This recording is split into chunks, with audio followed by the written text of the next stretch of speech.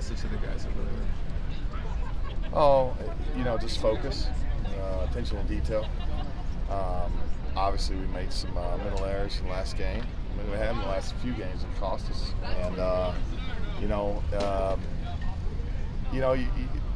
we correct things once or twice, and we're learning them, and that's one thing. But when you start getting in the 4 or 5 range, it's time to start learning, or we got to find somebody else that can do it. Of course, you guys look at progression throughout the season, all that.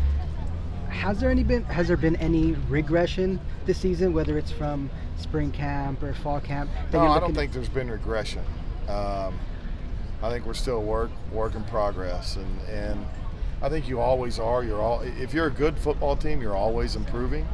I would just probably say we haven't made the steps that I'd hope we could have made by this point. Do you feel like the steps need to be made more in technique, fundamentals, and stuff like that, or is it a cohesion thing? It's all of it, yeah. I mean, we had a couple times the other night when very basic things we didn't communicate. Guys just didn't talk, and it cost us. And then we got times when techniques cost us, times when finishes cost us. So we got to be better. Sorry if you've been asked this. Has Mason taken over the right tackle spot, or is that still TBD going forward? It's still TBD, but Mason obviously has played a lot more the last 2 games, so we'll make those decisions tomorrow after practice. But obviously he's played well the last 2 games. What was the most glaring issue that jumped out to you watching the film? Really, we're losing too many one-on-one battles in the run game. Blockers are shedding us off blocks. So when that happens, you have a guy fit up and the running back wants to make a cut, the guy jumps from one side to the other side, makes a tackle, it doesn't define holes in the run game. There's communication errors, there's technique errors, not a very good performance the other night. I can break it down, talk about it, whatever, we weren't good enough. Looking at Utah, what did you see? What are some of the things that stood out from their pass rush, and how much of that is kind of similar to last year? Well, I told our guys that I think their best attribute in the pass rush is they don't ever quit. They have great motors. When they fit up on you and then they read pass, they're really good at their secondary rush moves, getting off of you after they fit up on you, and they give great effort. And so we've got to strain, we've got to finish. We got to be good with our hands. Last week you were talking about, just some pass protection, kind of keeping the depth of the pocket, guys off the edge. I mean, obviously it looked like a little bit of struggle with that last week. What's the message? How do you improve upon that against Utah? Well, those things are all improved with technique. And it's the ability to set your hips down when somebody's on top of you, and driving you back, and replacing your hands. Those are mostly technique things, so we've been working hard on those this week. I think it talks about evaluating personnel changes. Aside from right tackle, what other spots have you evaluated, and how do you do those conversations this week? Those conversations go on every week, and they're based a lot on practice and how guys are practicing. So we, some of these things we've been talking about for a while, and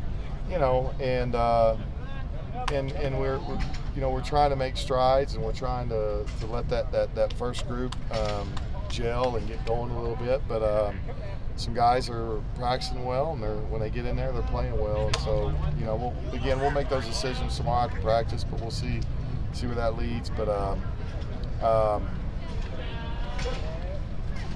every spot is up for debate. I would say at this point, the one guy that's played really, really solid would be left tackle and Monheim. Other than that, we probably talked position moves at every spot. Of the 6 through 10 guys in that second team line, anyone who really has practiced well and kind of has pushed some of those starters? Well, Murphy, obviously, because he's been practicing well. I think the guy that's practiced the next best is Killian O'Connor at center, who's a walk-on, and he's done a really nice job. Probably the next guy over the time would be Alani. He's had some personal setbacks. He's dealt with some tough stuff this year. So, but he's getting going again. So it's good to see him going again. But But you know, that's the challenge, is to get the guys in the second group to be ready. Obviously, if they're needed. Seven games in, you're in the midst of a 9-game stretch of consecutive games. How hard is it to really affect change at this point in the season and to shore up things that have been going wrong for a few weeks? Well, I don't. You know, after coaching 23 years, I don't know, because I've had this happen before, and it's like, man, I feel like we're about to get out of it, and then we don't, and I feel like, oh man, we're never going to get out, and all of a sudden we start playing better. And all I know to do is just keep working the fundamentals and just keep harping on the details and all the little things, because when you play good people like we're playing now, the little things that you don't see when you're not playing as good a competition, they start becoming big things when you play good people, and that's usually you know, fundamentals and details of how you do your job.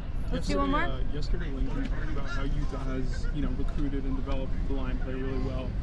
2 years in here, what do you feel where you guys are at, but also what needs to be done to kind of develop that same identity and that same kind of, I guess, force at those positions?